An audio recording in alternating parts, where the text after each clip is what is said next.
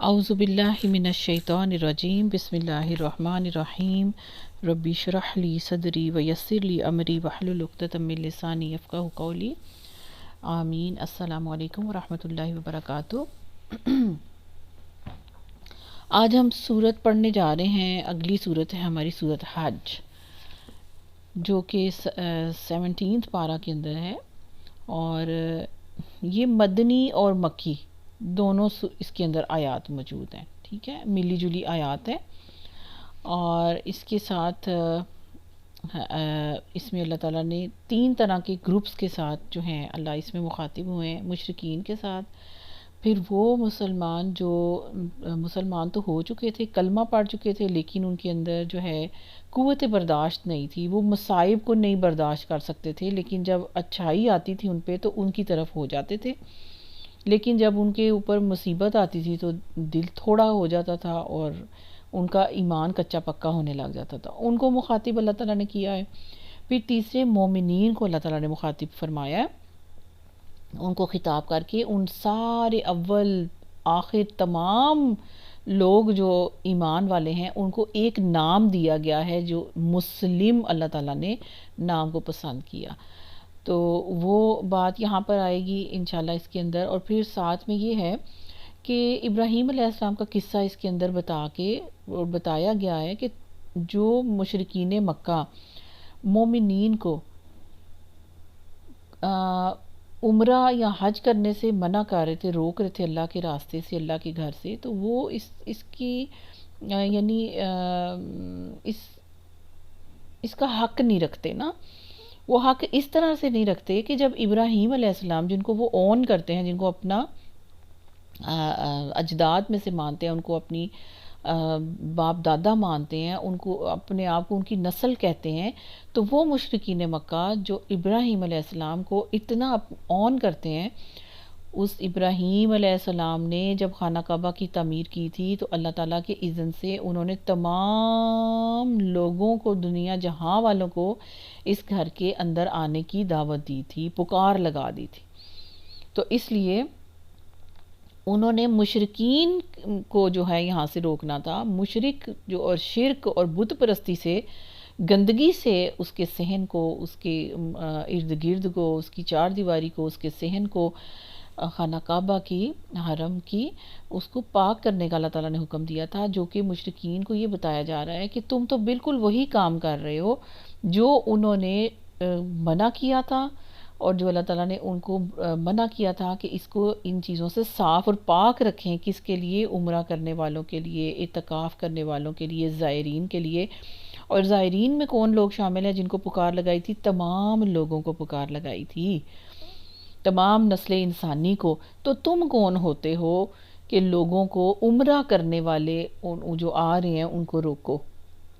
ان پہ پابندیاں لگاؤ؟ تو اصل جو حقدار ہیں وہ کون ہے؟ وہ تو مومن ہیں جو ابراہیم علیہ السلام کے طریقے پہ چل رہے ہیں۔ تو یہ اس کے اندر جو ہے یہ آئے گا انشاءاللہ۔ تو ہم شروع کرتے ہیں۔ ایک آدھ پوائنٹ اس کے اندر بہت بہترین بھی ہے، اس پہ تھوڑا سا میں آپ کا ٹائم لوں گی انشاءاللہ۔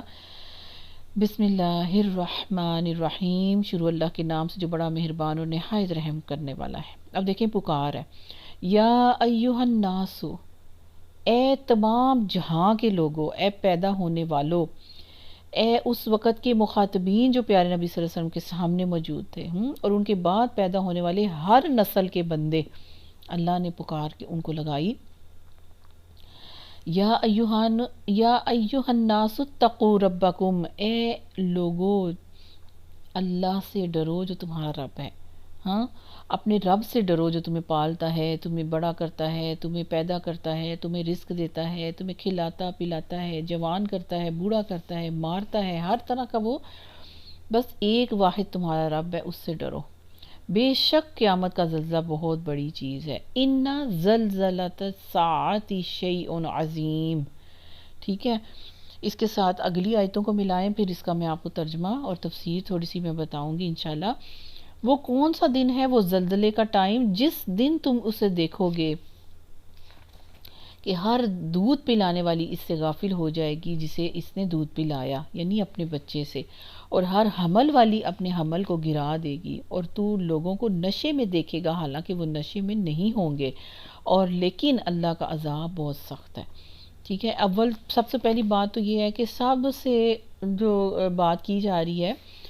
لوگوں کو مخاطب کر کے، اب لوگوں کا دماغ یہاں پہ اٹک سکتا ہے کہ یہ کس طرح کی بات ہوئی۔ اب حشر اور قیامت کا دن ہے، وہاں پہ بچے تو نہیں نہ جائیں گے، وہاں بچے اور ماں، اس کا وہاں پہ کیا تعلق ہوا، اور وہاں پریگننٹ عورتیں تو نہیں نہ ہوں گی۔ تو اللہ تعالیٰ اس چیز کو ہمیں کس طرح سے تفسیر کو تھوڑا سا ہم سمجھتے ہیں کہ یہ زلزلے کی بات کیا ہے۔ ٹھیک ہے، اللہ سے تقوی کیا ہے، اللہ سے اپنے رب سے ڈرو۔ ٹھیک ہے، کیونکہ آدمی جس سے ڈرتا ہے اسی سے بچتا بھی ہے، تو تقوی کا معنی بچنا اور ڈرنا بھی ہے، دونوں ہیں۔ تو آدمی جس سے ڈرتا ہوتا ہے اسی سے بچتا بھی پھرتا ہے، یعنی اپنے اس محسن کے اتنے عذاب سے بچو جو پیدا کرنے سے لے کر اب تک تمہاری اور میری پرورش کر رہا ہے، وہ رب جو تم پہ بے شمار احسان کرتا ہی جا رہا ہے۔ مطلب یہ ہے کہ ہر اس چیز سے بچو جو تمہیں اس کی سزا کا حقدار بنا دے، اور ان میں مین دو چیزیں ہیں، خواہ وہ اس کے فرائض کو چھوڑ دینا ہو یا اس کے حرام کردہ کاموں کو کرنا ہو، تو ان دونوں سے بچنا ہی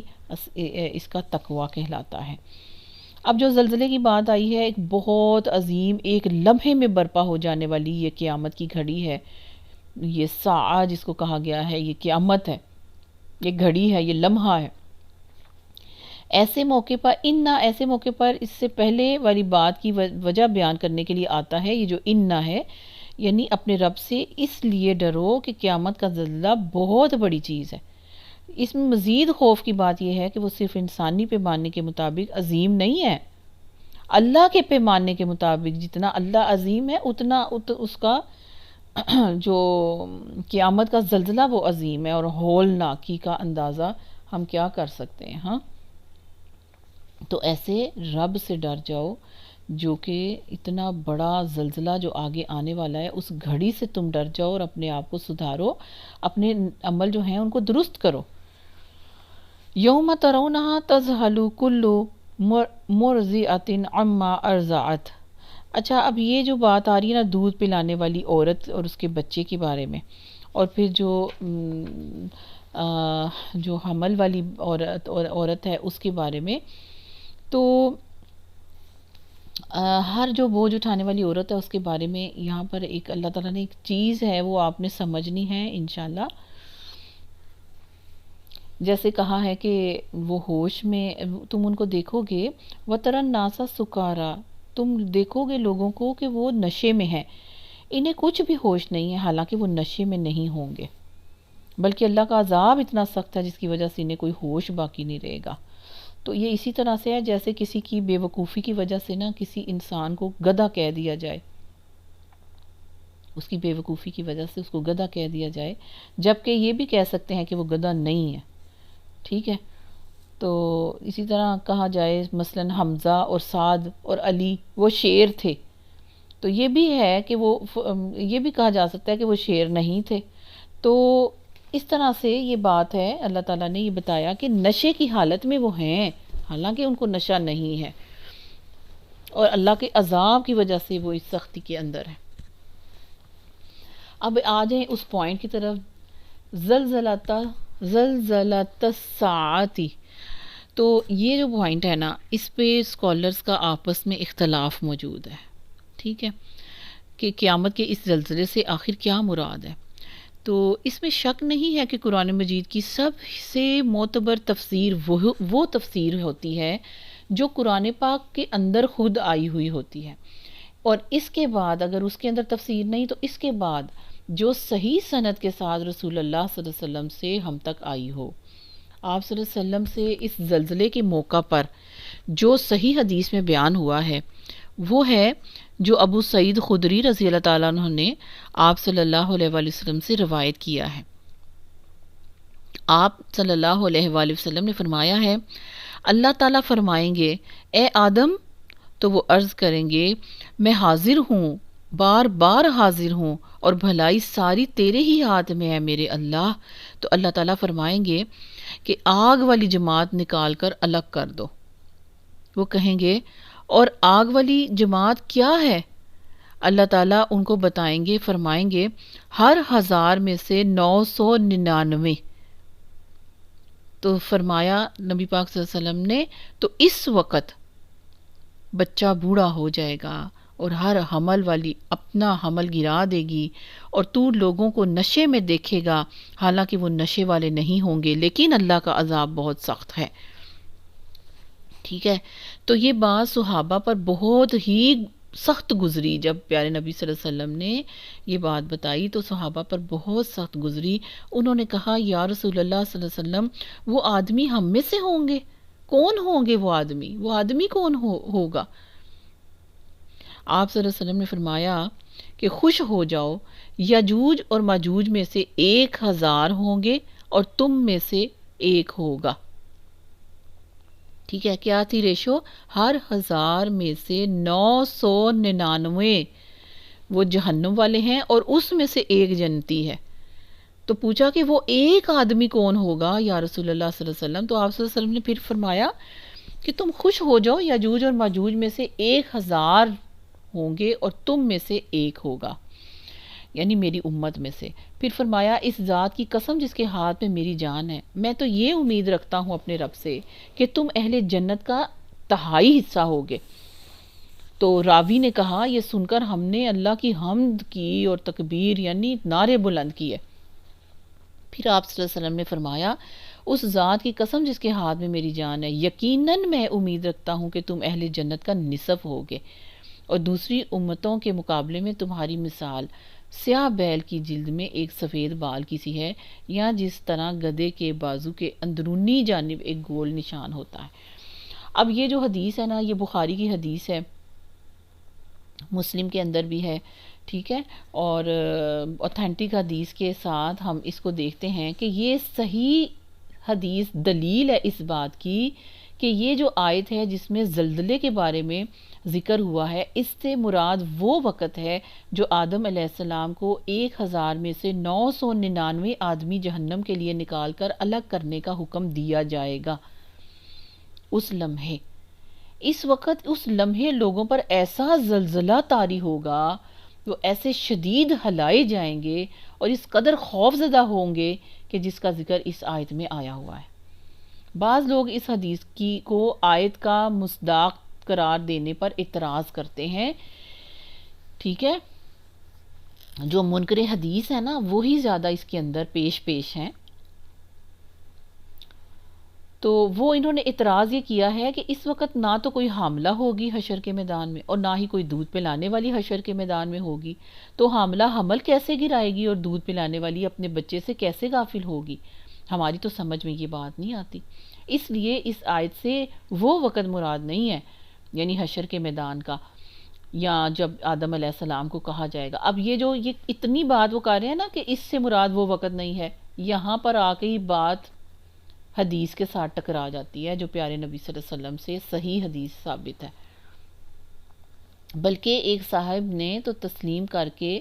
کہ اس حدیث کی سند صحیح ہے، اسے ماننے سے بھی انکار کر دیا ہے۔ آپ اگر میں ان کا نام نہ بھی لوں تو آپ دیکھ لیجئے گا اسی صورت میں آیت نمبر اسی حوالے سے وہ کہتے ہیں کہ صحیح سند ہے، لیکن چونکہ صحیح سند کہہ کر انہوں نے انکار کر دیا، تو کوئی ایسے حضرات کو سمجھائے کہ کیا اللہ تعالیٰ اور اس کے رسول صلی اللہ علیہ وسلم کو اس بات کا علم نہیں تھا؟ پھر انہوں نے یہ کیوں فرمایا؟ دراصل ایسے حضرات نے کلام کے اسلوب کو سمجھا ہی نہیں، ٹھیک ہے، جو اصل میں ڈیپتھ تھی نا اس کو سمجھا ہی نہیں ہے۔ یہ تو اس وقت کی ہولناکی اور شدت سے استعارہ ہے، یعنی مستعار لیا گیا ہے، ادھار لیا گیا ہے اس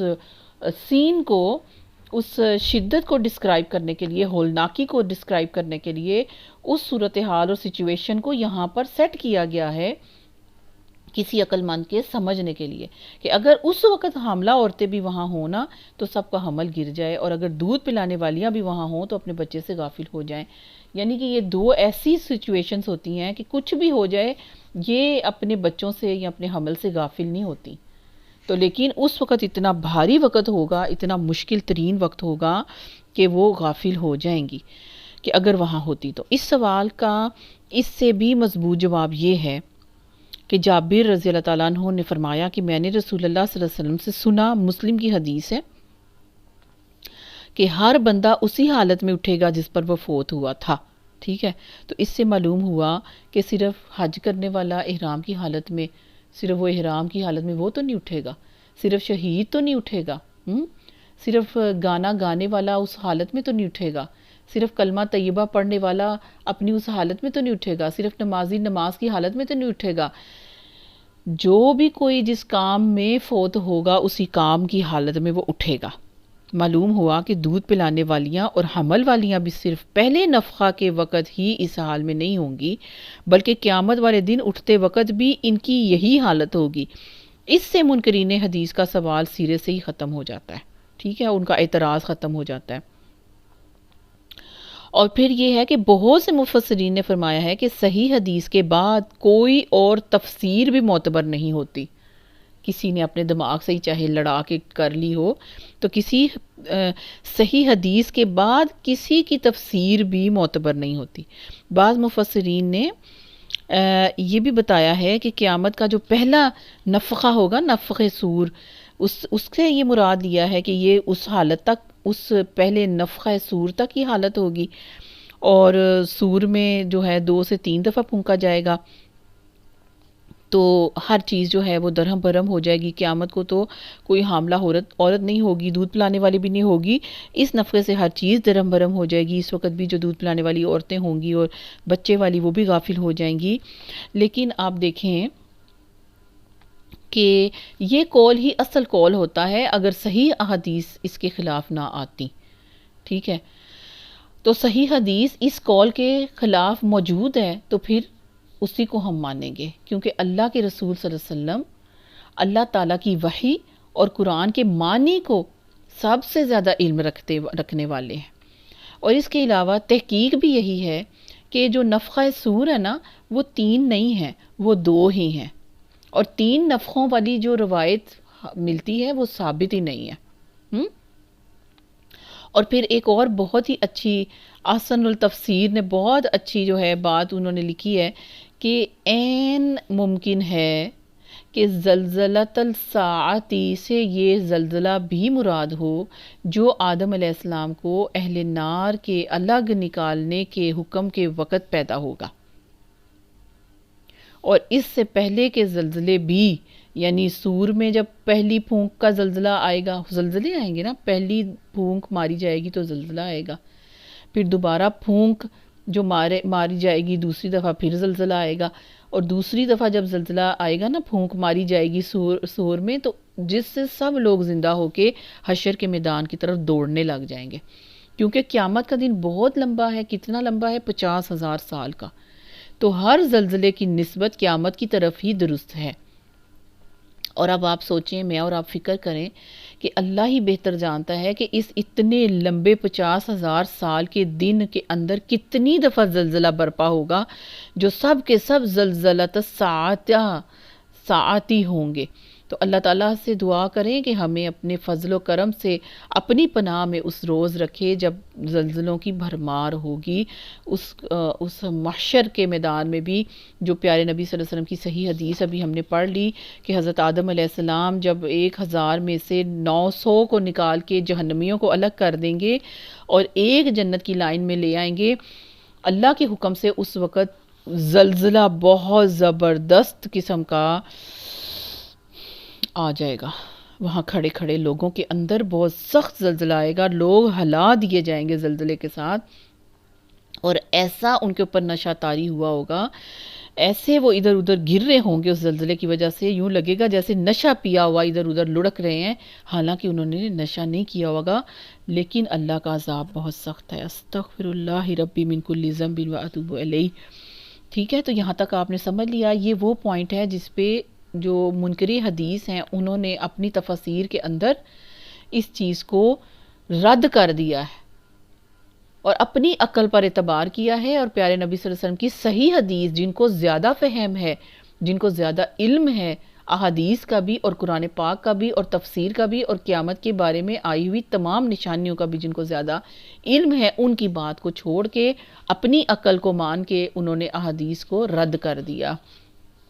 انا للہ و انا الیہ راجعون۔ اللہ اکبر۔ آگے آیت نمبر 3 اور 4 میں فرما رہے ہیں، اور لوگوں میں سے کوئی وہ بھی ہے جو اللہ کے بارے میں کچھ جانے بغیر ہی جھگڑتا ہے اور ہر سرکش شیطان کے پیچھے چلتا ہے۔ اس پر لکھ دیا گیا ہے کہ واقعہ یہ ہے کہ جو اس سے دوستی کرے گا نا شیطان سے، تو وہ اسے گمراہ کرے گا اور اسے بھڑکتی ہوئی آگ کا راستہ دکھائے گا ہی دکھائے گا۔ یا ایہا الناس ان کنتم فی ریب، اے لوگو اگر تم اٹھائے جانے کے بارے میں کسی شک میں ہو تو بے شک ہم نے تمہیں حقیر مٹی سے پیدا کیا۔ یعنی پھر تو تم اپنے ہونے پر ابھی کے شک کرو، دوبارہ ہونے پر شک نہ کرو، ابھی اپنے ہونے پہ شک کرو کہ تمہیں تو ہم نے حقیر مٹی سے پیدا کیا، پھر اس کو ڈینائی کرو۔ پھر ایک قطرے سے پیدا کیا، پھر کچھ جمے ہوئے خون سے، پھر کچھ گوشت کی ایک بوٹی سے جس کی پوری شکل بنائی ہوئی ہے اور جس کی پوری شکل نہیں بنائی ہوئی، تاکہ ہم تمہارے لیے واضح کر دیں، اور ہم جسے چاہتے ہیں ایک مقرر وقت تک رحم کے اندر ٹھہرائے رکھتے ہیں، پھر ہم تمہیں ایک بچے کی صورت میں نکالتے ہیں، پھر تاکہ تم اپنی جوانی کو پہنچو، اور تم میں سے تو کوئی وہ ہے جو قبض کر لیا جاتا ہے، یعنی ان سٹیجز سے پہلے ہی رحم کے اندر ہی اس کو گھونٹ کے مار دیا جاتا ہے، یا ان سٹیجز میں پھر بڑا ہو کے یا بچے کی صورت میں یا جوانی میں پہنچ کے یا بھرپور جوانی میں پہنچ کے کسی کو قبض کر لیا جاتا ہے، اور تم میں سے کوئی وہ ہے جو سب سے نکمی عمر کی طرف لوٹا دیا جاتا ہے، بڑھاپے کی طرف، تاکہ وہ جاننے کے بعد بھی، دنیا جہاں کو جان لینے کے بعد بھی پھر کچھ نہ جانے۔ ان چیزوں کا انکار کر کے دکھاؤ پھر، اور تو زمین کو مردہ پڑی ہوئی دیکھتا ہے نا، پھر جب ہم اس پر پانی اتارتے ہیں تو وہ لہلہاتی ہے اور ابھرتی ہے اور ہر خوبصورت قسم میں سے اگاتی ہے۔ یعنی پھر ان چیزوں کو تم دیکھتے ہو، ایکسپیرینس کرتے ہو، پھر ان کا انکار کر کے دکھاؤ اگر تم کہتے ہو کہ ہم نے دوبارہ نہیں اٹھنا۔ یہ اس لیے ہے کہ اللہ ہی حق ہے، اور اس کے لیے کہ وہی مردوں کو زندہ کرے گا، اور اس لیے کہ وہ ہر چیز پر پوری طرح قادر ہے، سبحان اللہ، اور اس لیے بھی کہ قیامت آنے والی ہے اور اس میں کوئی شک نہیں، اور اس لیے کہ قیامت اللہ ان لوگوں کو اٹھائے گا، یقیناً قیامت کے دن اللہ ان کو اٹھائے گا جو قبروں میں موجود ہیں، ہم سب کو اللہ اٹھائے گا، اگلوں پچھلوں کو اٹھائے گا، اور لوگوں میں سے کوئی وہ بھی ہیں جو اللہ کے بارے میں بغیر کسی علم کے اور بغیر کسی ہدایت کے اور بغیر کسی روشن کتاب کے ہی جھگڑا کر رہے ہیں۔ مکہ والے مشرکین مکہ کچھ بھی نہیں ان کے پاس اور اللہ کے متعلق جھگڑ رہے ہیں، اس حال میں کہ اپنا پہلو موڑنے والا ہے تاکہ اللہ کے راستے سے گمراہ کرے، اس کے لیے دنیا میں ایک رسوائی ہے، اور قیامت کے دن ہم اسے آگ کا عذاب چکھائیں گے۔ یہ اس کی وجہ سے ہے جو تیرے دونوں ہاتھوں نے آگے بھیجا، اور اس لیے ہے کہ اللہ ہرگز اپنے بندوں پر کچھ بھی ظلم کرنے والا نہیں، اور لوگوں میں سے کوئی وہ بھی ہے جو اللہ کی عبادت ایک کنارے پر ہی رہ کر کرتا ہے، پھر اگر اسے کوئی بھلائی پہنچ جاتی ہے تو اس کے ساتھ مطمئن ہو جاتا ہے وہ کمزور دل مومن، اور اگر اسے کوئی آزمائش آ کر پہنچتی ہے تو اپنے منہ پر الٹا ہی پھر جاتا ہے۔ ٹھیک ہے، تو اللہ تعالیٰ نے ان کو کہا ہے کہ اپنی روش کو ٹھیک کرو، پکا اسلام میں آ جاؤ، ورنہ دفع ہو جاؤ، نکل جاؤ ادھر سے۔ ہاں، اس نے دنیا اور آخرت کا نقصان اٹھایا ایسے بندے نے، یہی تو صریح خسارہ ہے، اور اللہ کے سوا اس چیز کو پکارتا ہے جو اسے نفع نقصان نہیں پہنچاتی، اور اس چیز کو جو اسے نفع بھی نہیں دیتی، یہی تو دور کی گمراہی ہے۔ وہ اسے پکارتا ہے کہ یقیناً اس کا نقصان اس کے نفع سے بھی زیادہ ہے، بلا شبہ وہ برا دوست ہے، اور بلا شبہ وہ برا ساتھی ہے شیطان، جس نے اس کو اس پٹی پہ چڑھایا ہوا ہے۔ بے شک اللہ ان لوگوں کو جو ایمان لائے اور انہوں نے نیک عمل کیے ایسے باغوں میں داخل کرے گا جن کے نیچے نہریں بہتی ہیں، بے شک اللہ کرتا ہے جو چاہتا ہے، سبحان اللہ، اللہ ہمارے لیے بھی یہ فیصلہ فرمائے، آمین۔ جو شخص یہ گمان کرتا ہے کہ اللہ دنیا اور آخرت میں کبھی اس کی مدد نہیں کرے گا، تو وہ ایک رسی آسمان کی طرف لٹکائے، پھر اسے کاٹ دے، پھر دیکھے کیا واقعی اس کی تدبیر اس چیز کو دور کر دے گی جو اسے غصہ دلاتی ہے۔ مطلب کیا ہے کہ جو شخص یہ گمان کرتا ہے کہ اللہ دنیا اور آخرت میں پیارے نبی صلی اللہ علیہ وسلم کی مدد نہیں کرے گا نا، اس کو چاہیے کہ وہ چھت سے ایک رسی باندھے اور پھر اس کے ساتھ پھانسی لگا کے اپنا گلا گھونٹ دے اور مر جائے، اور دیکھے کیا اس کے ایسا کرنے سے اس کے غصے اور حسد کی آگ بجھ گئی ہے کہ نہیں۔ جو اللہ تعالیٰ کی طرف سے محمد صلی اللہ علیہ وسلم کی نصرت، ان کی مدد پر اس کے سینے میں جو آگ بھڑک رہی ہے نا، تو وہ آگ اس کی بجھی ہے کہ نہیں اپنا گلا گھونٹ کے۔ مطلب یہ ہے کہ جو یہ سمجھتا ہے کہ اللہ تعالیٰ اپنے رسول کی مدد نہیں کرے گا، وہ بے شک پھانسی لے کے مر جائے، دفع ہو جائے۔ اللہ تعالیٰ دنیا اور آخرت میں اپنے رسول کی نصرت یقیناً فرمائے گا۔ تو بے شک رسولوں کو اللہ کی مدد پہنچی، پیارے نبی صلی اللہ علیہ وسلم کو بھی پہنچی، اور رہتی دنیا تک سب تمام مومنین کو بھی اس بات کا پورا یقین رکھنا چاہیے کہ جو پیارے نبی صلی اللہ علیہ وسلم کی سنت پر چلے گا، ان کی قدم پر قدم رکھ کے چلے گا، ان کو اللہ کی مدد ضرور پہنچے گی۔ اور جو اس سے جو ہے غصہ کھاتے ہیں، جو اسلام اور دین اسلام کو اور ان پہ چلنے والوں پر غصہ کرتے ہیں، حسد کرتے ہیں، ان کے سینے آگ سے جلتے ہیں، تو ان کو چاہیے کہ وہ خودکشیاں کر لیں، شوق سے کر لیں۔ اور اسی طرح ہم نے اسے روشن آیات کی صورت میں نازل کیا، اور یہ کہ اللہ ہدایت دیتا ہے جسے چاہتا ہے۔ سبحان اللہ، بے شک وہ لوگ جو ایمان لائے اور جو یہودی بنے اور صابی، نصارہ، مجوس، اور وہ لوگ جنہوں نے شرک کیا، یقیناً اللہ کے درمیان، ان کے درمیان اللہ تعالیٰ قیامت کے دن فیصلہ کر دے گا۔ بے شک اللہ ہر چیز پر قادر ہے۔ کیا تو نے نہیں دیکھا کہ اللہ اسی کے لیے سجدہ کرتے ہیں جو کوئی بھی آسمانوں میں ہے اور جو کوئی بھی زمین میں ہے، اور سورج اور چاند اور ستارے اور پہاڑ اور درخت اور چوپائے، اور بہت سے لوگ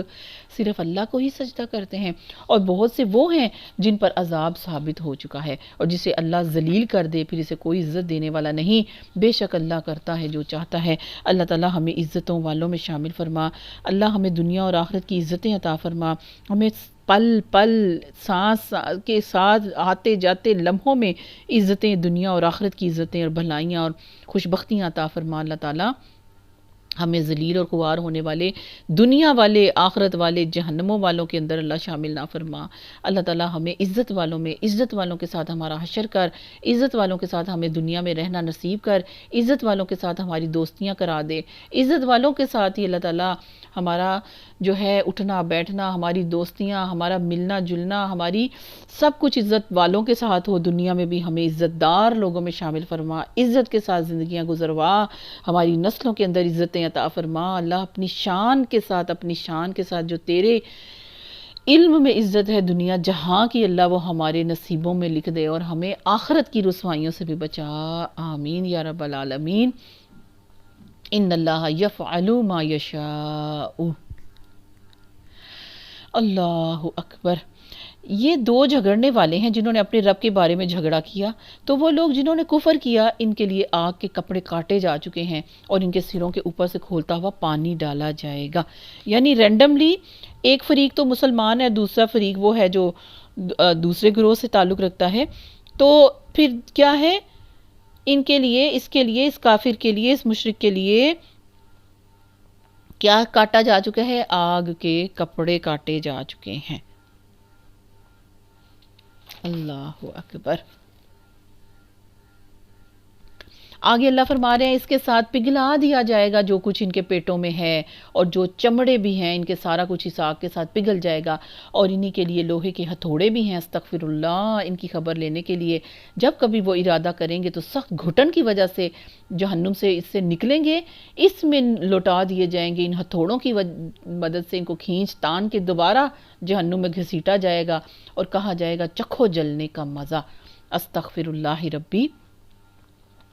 بے شک اللہ تعالیٰ ان لوگوں کو جو ایمان لائے اور جنہوں نے نیک عمل کیے ایسے باغوں میں داخل کرے گا جن کے نیچے نہریں بہتی ہیں، انہیں اس میں کچھ سونے کے کنگن بھی پہنائے جائیں گے، موتی بھی پہنائے جائیں گے، اور ان کا لباس اس میں ریشم کا ہوگا۔ سبحان اللہ و بحمدہ، سبحان اللہ العظیم۔ ربنا جعلنا منہم، ربنا جعلنا منہم، ربنا جعلنا منہم، آمین یا رب العالمین۔ اور انہیں پاکیزہ بات کی طرف ہدایت کی گئی، اور انہیں تمام تعریفوں کے مالک کے راستے کی طرف ہدایت کی گئی۔ ایسے خوش بخت ہیں جنہوں نے لا الہ الا اللہ پڑھا، ایسے خوش بخت ہیں جنہوں نے اللہ کی کلام کے اندر جھگڑا نہیں کیا، ایسے خوش بخت ہیں جنہوں نے فوراً اللہ تعالیٰ کی بات کو مانا، اللہ نے پھر ان کو راستے کی ہدایت بھی کر دی۔ بے شک وہ لوگ جنہوں نے کفر کیا اور وہ اللہ کے راستے سے اور اس کی حرمت والی مسجد سے لوگوں کو روکتے ہیں، جسے ہم نے سب لوگوں کے لیے اس طرح بنایا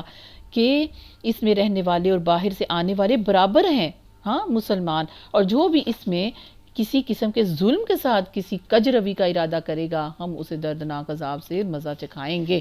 یہ سارا کچھ ہو چکا اور آئندہ بھی ہوتا رہے گا۔ اور جب ہم نے ابراہیم علیہ السلام کے لیے بیت اللہ کی جگہ متعین کر دی کہ میرے ساتھ کسی کو شریک نہ کرنا، اور میرے گھر کو طواف کرنے والوں، قیام کرنے والوں، رکوع سجود کرنے والوں کے لیے پاک کرو، اور لوگوں میں حج کا اعلان بھی کر دو، وہ تیرے پاس پیدل اور ہر لاغر سواری پر آئیں گے جو ہر دور دراز راستے سے آئیں گے، تاکہ وہ اپنے بہت سے فائدوں میں حاضر ہوں اور چند معلوم دنوں میں ان پالتو چوپاؤں پر اللہ کا نام ذکر کریں جو اس نے انہیں دیے، سو ان میں سے کھاؤ اور تنگ دست محتاج کو بھی کھلاؤ۔ پھر وہ اپنا میل کچیل دور کریں، اپنی نظریں پوری کریں اور اس قدیم گھر کا خوب طواف کریں۔ یہ اور جو کوئی بھی اللہ کی حرمتوں کی تعظیم کرے تو وہ اس کے لیے اس کے رب کے ہاں بہتر ہے۔ تمہارے لیے مویشی حلال کر دیے گئے ہیں سوائے ان کے جو تمہیں پڑھ کر سنائے جاتے ہیں، پس بتوں کی گندگی سے تم بچو اور جھوٹی بات سے بھی بچو، اس حال میں کہ اللہ کے لیے ایک طرف ہونے والے ہو، یعنی کس طرح حنفاء للہ غیر مشرکین بہ، اس کے ساتھ کسی کو شریک کرنے والے نہیں، اور جو اللہ کے ساتھ شریک ٹھہرائے تو گویا وہ آسمان سے ہی گر پڑا، پھر اسے پرندے اچک لیتے ہیں راستے میں ہی، یا اسے ہوا کسی دور جگہ پر گرا دیتی ہے، یعنی اس کا ستیہ ناس ہی ہو گیا۔ یہ اور جو اللہ کے نام کی چیزوں کی تعظیم کرتا ہے تو یقیناً یہ دلوں کے تقوی سے ہی ہے۔ تمہارے لیے ان میں ایک مقرر وقت تک کئی فائدے موجود ہیں، پھر ان کے حلال ہونے کی جگہ اس قدیم گھر کی طرف ہے، اور ہم نے ہر امت کے لیے ایک قربانی مقرر کی ہے تاکہ وہ ان پالتو چوپاؤں پر اللہ کا نام ذکر کریں جو اس نے انہیں دیے ہیں، سو تمہارا معبود ایک ہی ہے، تو اسی کے فرما بردار تم بن جاؤ اور عاجزی کرنے والوں کو خوشخبری سنا دو۔ وہ لوگ کہ جب اللہ کا ذکر کیا جاتا ہے تو ان کے دل ڈر جاتے ہیں، اور ان پر جو بھی مصیبت آئے ان پر صبر کرنے والے اور نماز قائم کرنے والے ہوتے ہیں، اور ہم نے انہیں جو کچھ بھی دیا ہے اس میں سے خرچ کرتے ہیں، اور قربانی کے بڑے جانور ہم نے انہیں تمہارے لیے اللہ کی نشانیوں سے بنایا، تمہارے لیے ان میں بڑی خیر ہے، سو ان پر اللہ کا نام لو، اس حال میں کہ گھٹنا بندے کھڑے ہوں، پھر جب ان کے پہلو گر پڑیں تو ان سے کچھ کھاؤ اور قناعت کرنے والوں کو بھی کھلاؤ اور مانگنے والوں کو بھی دو قربانی کے گوشت میں سے۔ اسی طرح ہم نے انہیں تمہارے لیے مسخر کر دیا ہے۔ کتنے بڑے بڑے کیمل آپ دیکھیں آگے آئیں گے، اتنی بڑی گائیں ہیں اور اتنے جسے ہیں آپ سے بڑے ہیں، لیکن اللہ تعالیٰ نے مسخر کیا ہوا ہے، کچھ بھی نہیں کرتے، وہ بے ضرر ہیں اور ایسے اللہ کے حکم پر ذبح ہو جاتے ہیں۔ کیوں کیا اللہ نے؟ تاکہ تم شکر کرو۔ اللہ کو ہرگز نہ ان کے گوشت پہنچیں گے اور نہ ان کے خون، اور لیکن اسے تمہاری طرف سے تقوی ضرور پہنچے گا۔ اسی طرح اس نے انہیں تمہارے لیے مسخر کیا ہے تاکہ تم اس پر اللہ کی بڑائی بیان کرو کہ اس نے تمہیں ہدایت دی اور نیکی کرنے والوں کو خوشخبری سنا دے۔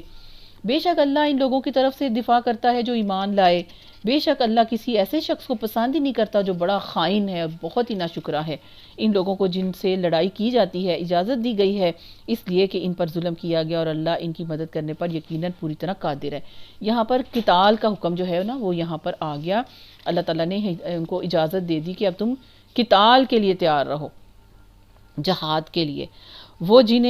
جن کو اجازت دی گئی، وہ جنہیں ان کے گھروں سے کسی حق کے بغیر ہی بیچاروں کو نکال دیا گیا، ان مہاجرین کو،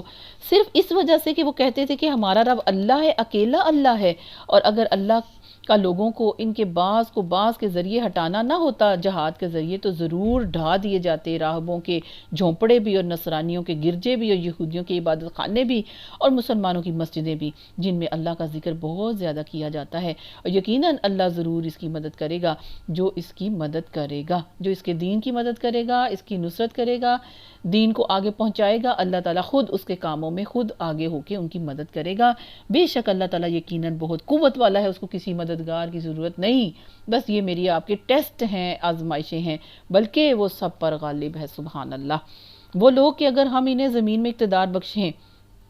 یعنی اب اگر اقتدار مل جائے نا اللہ والے لوگوں کو تو کیا کرنا چاہیے؟ انہیں اقتدار بخشیں تو وہ نماز قائم کریں سب سے پہلے، اور زکوٰۃ کا اصول قائم کریں سب سے پہلے، اور اچھے کام کا حکم دیں اور برائی سے منع کریں، اور تمام کاموں کا انجام اللہ ہی کے قبضے میں ہے۔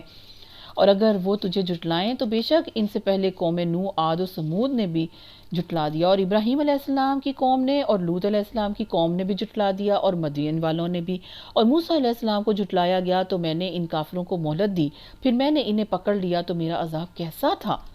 سو کتنی ہی بستیاں ہیں جنہیں ہم نے اس حال میں ہلاک کیا کہ وہ خود ظالم تھیں، پس وہ اپنی چھتوں پر گری ہوئی ہیں، اور کتنے ہی بیکار چھوڑے ہوئے کنویں ہیں اور چونا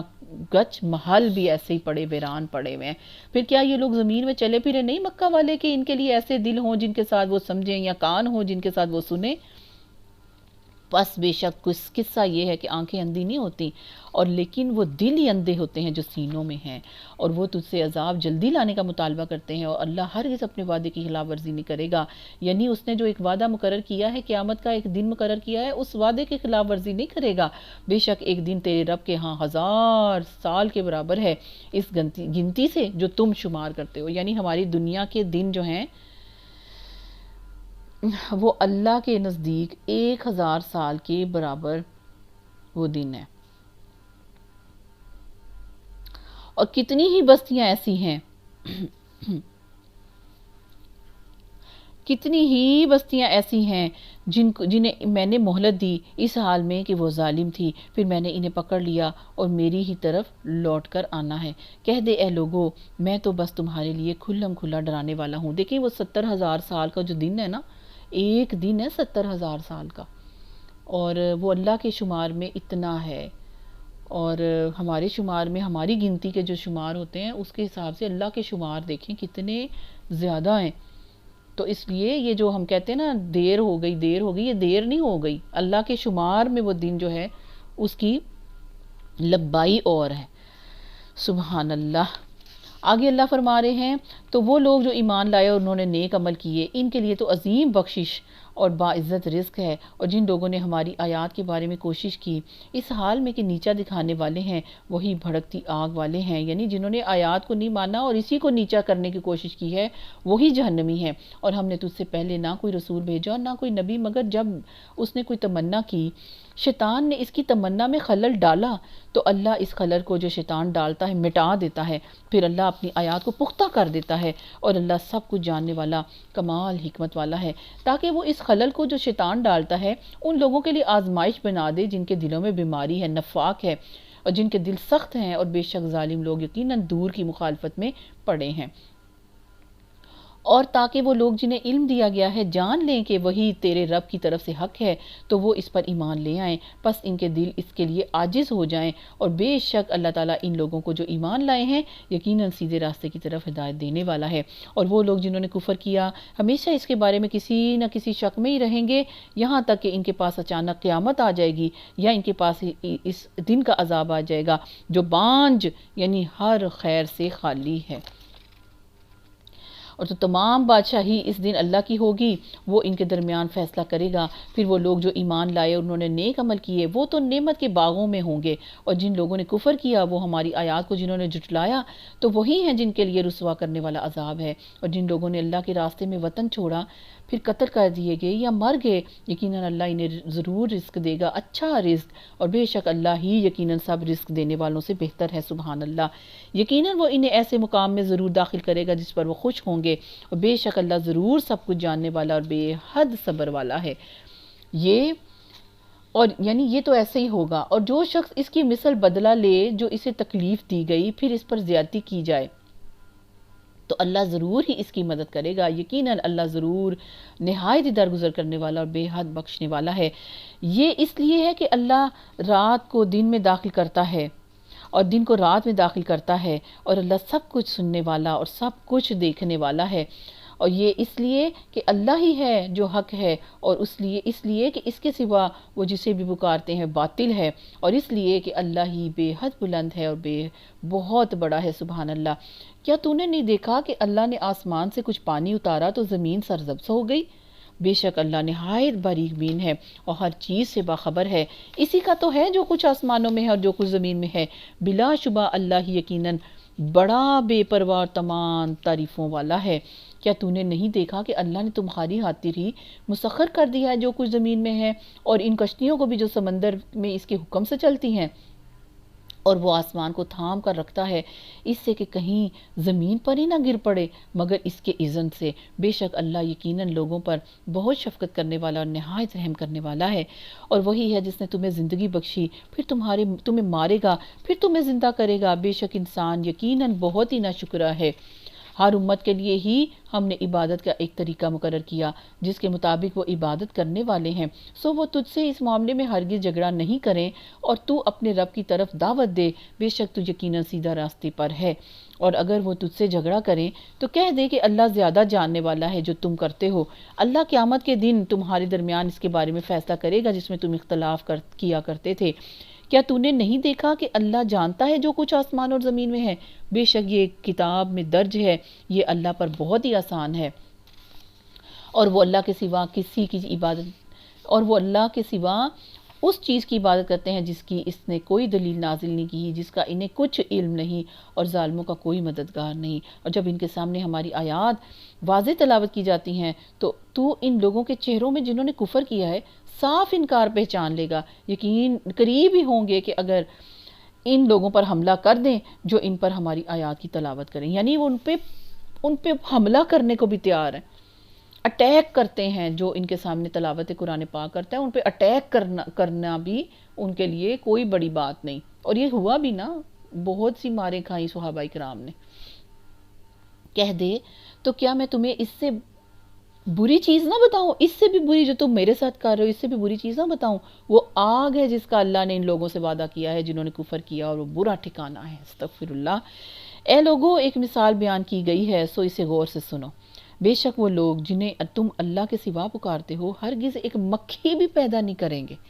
خواہ وہ اس کے لیے جمع ہو جائیں، ساری قوت لے آئیں، اور اگر مکھی ان سے کوئی چیز چھین کر بھی لے جائے نا تو وہ اسے اس سے چھڑا بھی نہیں سکیں گے۔ کمزور ہے مانگنے والا اور وہ بھی جس سے مانگا گیا، انہوں نے اللہ کی قدر ہی نہ کی جو اس کی قدر کا حق تھا۔ بے شک اللہ یقیناً قوت والا اور سب پر غالب ہے۔ اللہ تعالیٰ آپ کی قدرت ہم جانتے ہیں، اللہ آپ کے اذن سے ہی سب کچھ ہے۔ مالک ہمارے لیے آپ کافی ہیں، ہمارے لیے آپ کافی ہیں جو سب سے بڑھ کے ہیں، سب کے اوپر ہیں۔ اللہ ہمارے لیے ہر خیر کے فیصلے فرما دیجئے، آمین، کیونکہ آپ سب سے بڑھ کے قوت والے اور سب کے اوپر غالب ہیں۔ اللہ فرشتوں میں سے پیغام پہنچانے والا چنتا ہے اور لوگوں میں سے بھی چنتا ہے، بے شک اللہ سب کچھ سننے والا اور سب کچھ دیکھنے والا ہے۔ یعنی اپنی حکمت سے اللہ فیصلہ کرتا ہے، وہ جانتا ہے جو ان کے سامنے ہے، جو ان کے پیچھے ہے، اور اللہ ہی کی طرف سب کچھ لوٹائے جاتے ہیں۔ اے لوگو جو ایمان لائے ہو، رکوع کرو، سجود کرو اور اپنے رب کی عبادت کرو اور نیکی کرو تاکہ تم کامیاب ہو جاؤ، اور اللہ کے بارے میں جہاد کرو، کوشش کرو اس کے حق میں، اس تک پہنچنے میں، اس کی اپروچ تک، جیسا کہ اس کے جہاد کرنے کا حق ہے۔ اسی نے تمہیں چنا ہے اور دین میں تم پر کوئی تنگی نہیں ہے۔ ٹھیک ہے، یعنی کفار سے لڑنے کی مکمل اجازت دے دی، کوئی تنگی تم پر نہیں رکھی۔ اپنے باپ ابراہیم علیہ السلام کی ملت کے مطابق اس نے تمہارا نام مسلمین رکھا ہے، اس سے پہلے اور اس کتاب میں بھی، تاکہ رسول تم پر شہادت دینے والے بنے اور تم لوگوں پر شہادت دینے والے بن جاؤ۔ سو نماز قائم کرو اور زکوٰۃ دیتے رہو، ہاں، اور اللہ کو مضبوطی سے پکڑو۔ وَاعْتَصِمُوا بِاللَّهِ، وہی تمہارا مالک ہے، سو اچھا مالک ہے وہ اور اچھا مددگار ہے۔ سبحان اللہ، ہوا مولاکم فنعم المولا ونعم النصیر۔ اتنی خوبصورت اس بات کے ساتھ، اس پکار کے ساتھ ہماری سورہ الحج جو ہے یہاں پر کمپلیٹ ہوئی۔ اللہ تعالیٰ مجھ سے اور آپ سے سننے کی، سمجھنے کی، عمل کی توفیق عطا فرمائے۔ اللہ تعالیٰ ہمارے لیے اس کو صدقہ جاریہ بنائے، ہمارے اعمال کے اندر اس کو اللہ تعالیٰ واضح کر کے لکھ دے۔ ہماری تمام دعائیں اللہ جو ہم قرآن پاک کے ترجم کے ساتھ اللہ تعالیٰ جو دعائیں مانگ رہے ہیں اس کے پوائنٹس کے ساتھ، اللہ تعالیٰ ساری میرے اور آپ کے حق میں قبول و منظور فرمائے، آمین۔ ربنا تقبل منا انک انت السمیع العلیم وتب علینا انک انت التواب الرحیم، وصلی اللہ تعالی علی خیر خلقہ محمد وآلہ وصحبہ اجمعین برحمتک یا ارحم الراحمین، آمین ثم آمین۔ السلام علیکم ورحمۃ اللہ وبرکاتہ۔